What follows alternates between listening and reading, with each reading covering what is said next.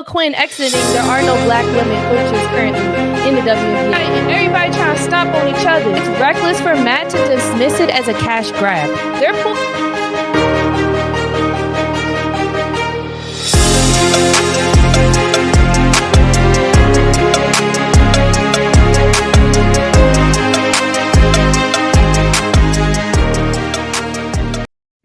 Unrivaled.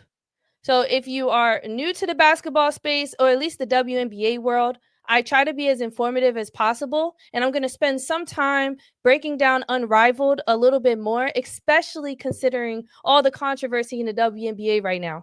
Because, I don't want to get ahead of myself. So I'll spend a little time talking about Unrivaled and then what my predictions are, what I'm starting to think could happen with this particular league in regards to the WNBA and the direction they're headed with their leadership and then the negotiations. I think all of that is starting to tie together, and a picture is forming in my mind of what can happen in these next coming years. Okay, so Unrivaled, it's a 3-on-3 women's professional basketball league, and it's co-founded by Breonna Stewart from the New York Liberty currently. Her current team is New York Liberty. She's my GOAT, okay? And then Napheesa Collier. So we have two huge names in the WNBA co-founded this league. And the goal was to provide WNBA players a domestic offseason option to reduce reliance on overseas contracts and just create a more year-round earning and exposure. Like, they want the players to earn, because right now, like, the average earning is like, you're like profit sharers of the league. So players are earning like 200 grand around, darn near. So you get a lot more money than the average salary in the WNBA, and then again, exposure to, it's like it highlights your playing skills and your play making abilities and all those things. So the rules are different. The games are smaller. It's a compressed court. It has a shorter shot clock, like 18 seconds. And then the roster so far in 2025 has 36 WNBA players across 6 different teams. So again, the league offers higher salaries, amenities, player forward benefits. They offer, Unrivaled so far claims to offer the highest pay for not just WNBA like basketball players, but women pro athletes around the world. Well, in the US, not around the world, in the US. In U.S. women's sports. And it also includes like sporting facilities, housing. So it's like, it's a league that's already on paper sounding way better than the WNBA. And in 2026, the Unrivaled plans to grow from 6 teams to 8, adding 2 new franchises to the league called Breeze BC and then the Hive BC. So, and recently, you might have already seen there's been some notable players who've joined the league that I think are crucial. Like Napheesa and B. Stewie getting these players to join the league is so helpful. And I could tell, I don't know what the selection process looks like or how they get girls in or what that looks like. But so far, Paige Becker's joined, Kelsey Mitchell joined, before her injury and stuff like that.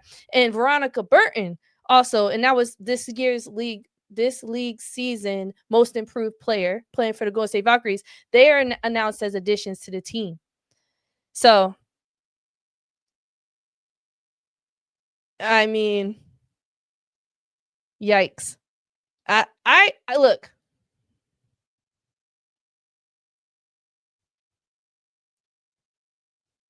I'm just saying, like, apparently 30. So like I said, there's 36 total players in 6 teams currently, and then they're going to be 8 teams. So with more teams, more players, and they're going to be having 30 returner players, 16 new additions here in year 2. So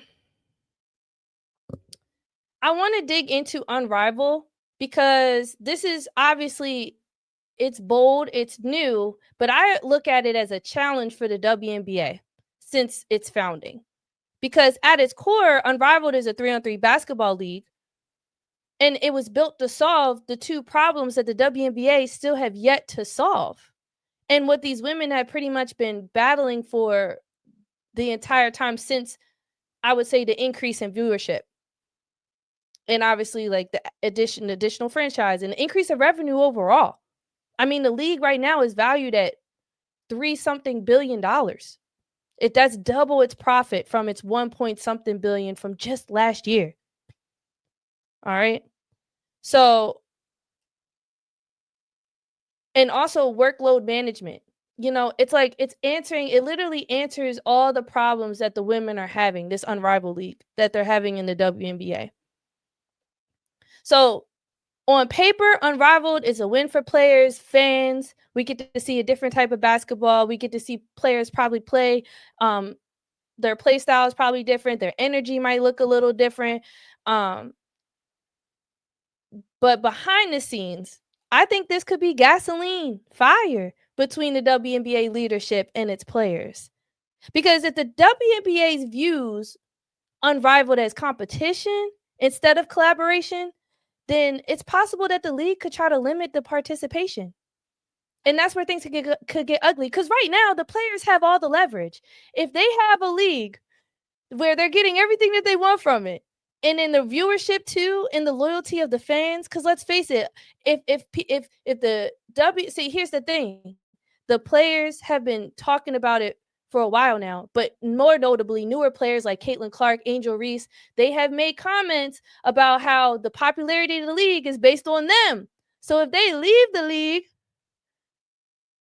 and they go to this unrivaled league and give it all the love, are the fans going to just keep watching the WNBA, or are they going to go follow them?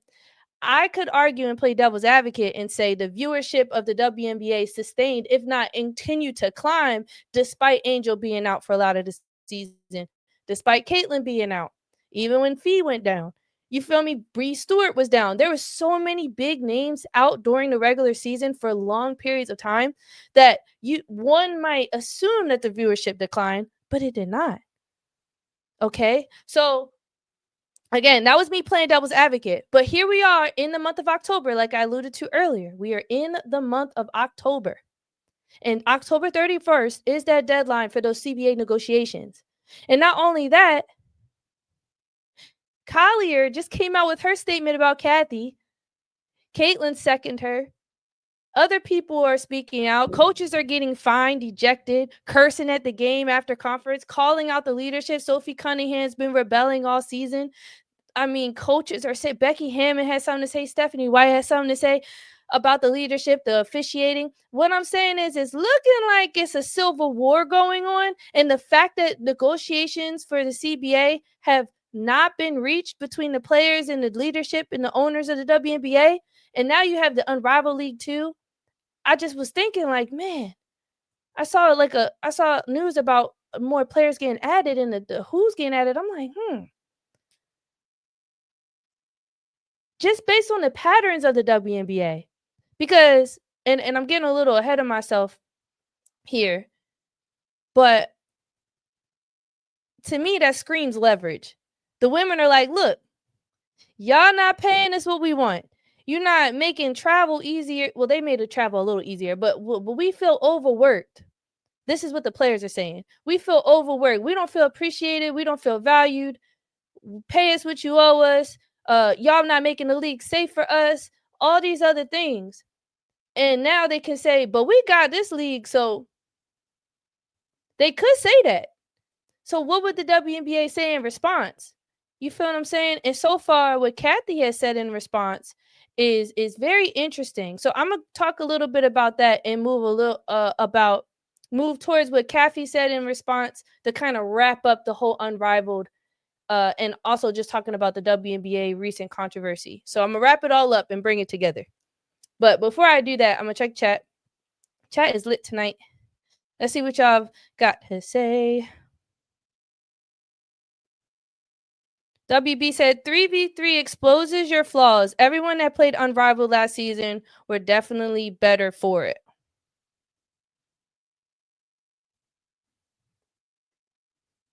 I don't like how those founders are the vice president of the WNBA union. Yes, that's what thank you. That is the point I'm trying to make. Napheesa is one of the most active union members. Okay. So, like, the fact that you have an active union member who is definitely a part of the Ugamake is the president of the WNBCA, which is the Women's National Basketball Association Players Association. So WNBPA, sorry, Women's National Basketball Players Association. That's the name of the union. NECA's the president. Napheesa is one of the main drivers of it too. And they both started this Unrivaled League, and they called it Unrivaled.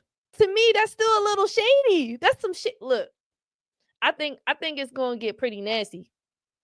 I think it's ready to get nasty, and the fact that it could potentially be a lockout. Like, everything is screaming lockout at this point. Okay, so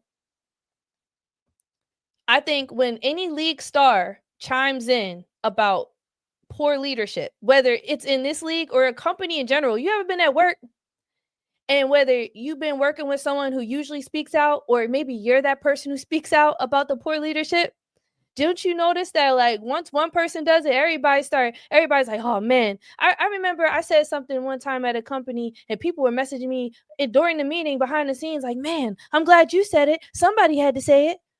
And I'm like, damn, everybody feels this way. I thought it was just me. But all I'm saying is, when your league star chimes in and he calls out someone specifically, and it not only calls them out, but exposes their character flaw, not just your leadership in a professional setting, but their character. Napheesa called out Cathy's character. Oh, God. So let's see. Specifically, Napheesa. Okay, so she blasted out. I want to make sure I'm paraphrasing, but she called leadership negligent, blasting officials, and accusing Cathy Engelbert of privately telling young stars that they should be on their knees in gratitude.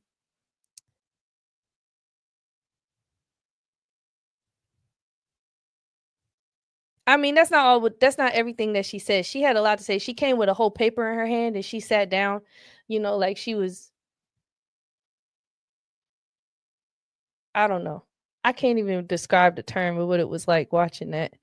But I can only imagine what Cathy's saying behind doors. And Cathy, by the way, is taking a brunt of this. Cathy doesn't, I know she's the commissioner, but she doesn't call all the shots. I feel like there's somebody even behind Cathy who makes all the decisions, because if you look at who all the owners in the league, they're mostly NBA owners, men.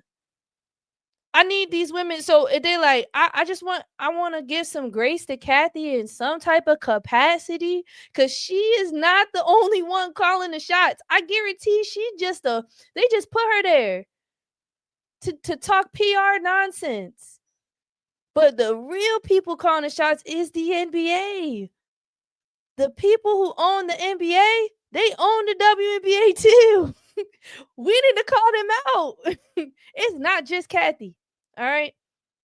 So when Napheesa decided to call out Cathy's character, I was like, yikes. And Cathy Engelbert responded with disappointment. She said she was disheartened by how Collier framed things.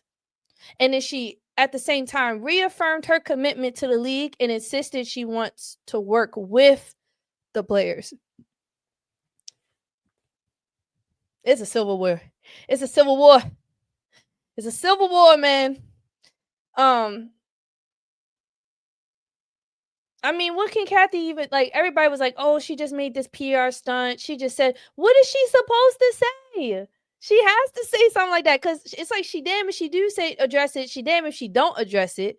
But it's not about just addressing it in her words. Action do need to follow. But again, we got to give Cathy some grace, because they talked about travel time, but now women are starting to, the teams are starting to charter flights. Before, yeah, they had to take commercial flights.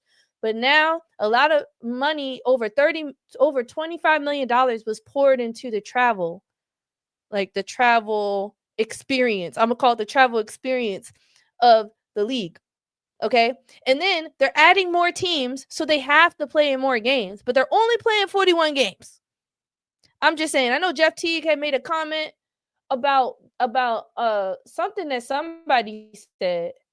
Maybe it was Satu Sabali. Jeff Teague had made a comment about Satu and how she said that the league's offer of like even $1 million was like a slap in the face or something like that. But like Jeff Teague was like, come on, y'all. Because I know where he's coming from. Because I just look at it and I'm like, you playing 41 games? 41 games or 44 games. 44. I'm just saying. That's not a lot of games. Compare, like, I don't know what number would make them happy, but you could pay me $1 million for to play in 44 games. 1 million divided by 44 is how much? What is 1 million divided by 44? Chat is lit. 44, Bree. Thank you. 44. 44. Pay me $1 million. Pitch you could pay me 200 grand to play in 44 games. I feel like that's a steal. I feel like I'm exploiting you. Like, what the hell? Tulip said 23K. That's 23K a game? I'm yelling, aren't I? Let me calm down. Oh, y'all complimenting my hair. Thank you. I appreciate it. Thank you. Got my hair did. This is my natural hair. It's just a good day. When you got natural curly hair, it's a good. Some days, listen, when you see my hair pulled back, just know it was not one of them days. But I appreciate y'all love. But yeah. Well,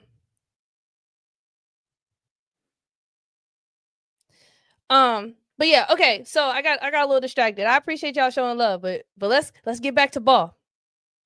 I guess the main for me, the biggest thing for me right now is when players feel unheard, because obviously they feel unheard, they feel disrespected, and the way that they're coming for the league is now starting to lead me to believe that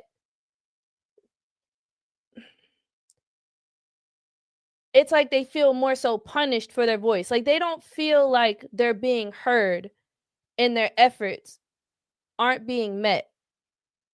And this new innovation of a new league, I just feel like at some point, just based on the direction of the players and in the types of routes that they're taking, notably the comments that they're making in the media that are so egregious to the extent that you're calling out the character of your boss, the character, accusing her or painting a picture of her being someone who's just like, you should just be grateful. You should be on your knees. That sounds so diminishing. And I'm not accusing Fee of lying or anything, and I'm not trying to stand up for Cathy in any way, but I don't think that was cool. I don't think that was cool. But if it's going to this extent, it's telling me that the players are totally not happy. And for a leader of this new innovation league to call out another league, that may not bode well for the WNBA. And my thing is, if the women do get what they want, then they're just going to show the blueprint for how other people should act to get what they want. So it's like, it's a tough position to be in if you're Cathy or if you're the owners. Now, some of it's their own fault for letting this get to this point. But the women, the players kind of got to take some accountability, man. But Fee wanted to expose Cathy, and Cathy's like, I'm going to stand by what I've been saying, what I want, what I hope for. And the pressure is mounting. Mounting. I'm watching to see how the WNBA leadership continues to respond. Are they not only going to be maybe more transparent, or are they going to really start taking steps towards reform, maybe in a faster pace? And notice, Cathy didn't make any apologies. No apologies was given.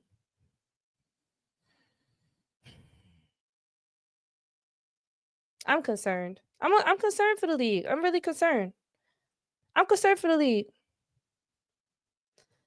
Tulip says, I don't condone snitching, but sometimes you gotta pop out.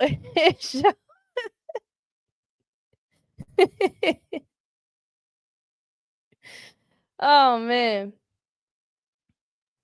Um, Miss Bill, but Ghost meant to say Miss Bull. I'm sorry, I don't agree. This is a labor issue, and Engelbert represents a corporate class that is stealing from players.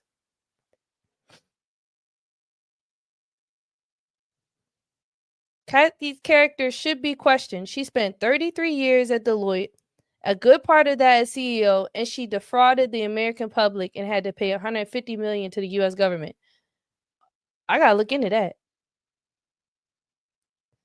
What's crazy, Fee rocked Kathy to sleep. She made her think she was talking as a friend. Not for real.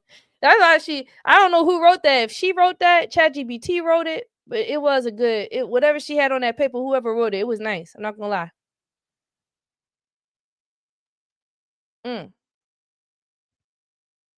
CEOs never apologize. They just have mass layoffs. But if Kathy really did say what she said about the players should get on their knees and be grateful, to me that shows maybe that kind of speaks to the attitude that the owners in the WNBA side is having towards these players. It's like the players are saying, y'all wouldn't be as great or making as much moves if it wasn't for us. And then the WNBA saying y'all wouldn't even have a platform to be great if it wasn't for us. So ugh, it's getting nasty. But I wanted to speak mostly to the Unrivaled League. And if we shouldn't just look at this as a league, I want to look at this as leverage. I think this is leverage, and it's possible that with the growing popularity and the growing profit shares that these women are experiencing, and just the offset, the weight lift, the answers to all their problems are being answered in this Unrivaled League. Will the WNBA try to do what they can to position themselves to continue to work together with this league, or will the WNBA continue to kind of clap back by possibly preventing the women from being able to play in this Unrivaled League? That's a real possibility. Based on the pattern of the WNBA, they seem to stand pretty firm in their methods. They have a plan, and they want to continue on this plan despite the women and the players, the fans, the families of the players clapping back.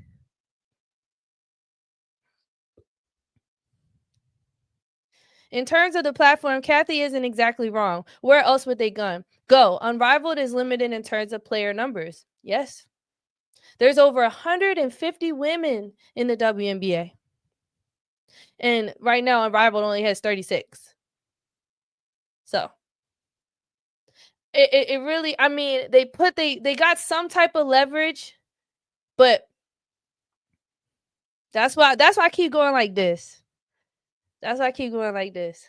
I hope both sides obviously come to a mutual decision, but it's sounding like both sides are really stubborn and headstrong in what they believe is fair. And the only way they're going to reach a decision or something mutual is if one player gives in. But because all these players then came to the platforms that they have in the media and they talk big crap, it's not going to look too well for them if they end up conceding to the WNBA. And then on the flip side, if the WNBA gives in or gives what the players are saying they deserve or are owed, then it's not going to bid too well for the WNBA in the future because they're going to continue to enable the behavior.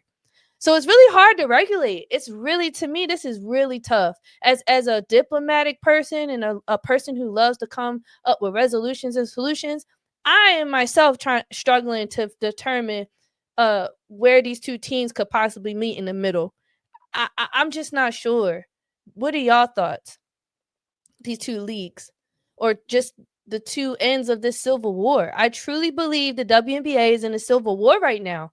It's the players and the coaches versus the leadership and the refs.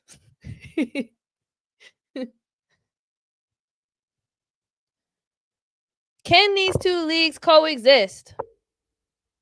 Will this civil war come to an end by October 31st, or are we looking at a lockout? We better enjoy this finals. Make sure you tune in tomorrow at 8 p.m. on ESPN to catch game one of the 2025 WNBA finals between the Las Vegas Aces and the Phoenix Mercury.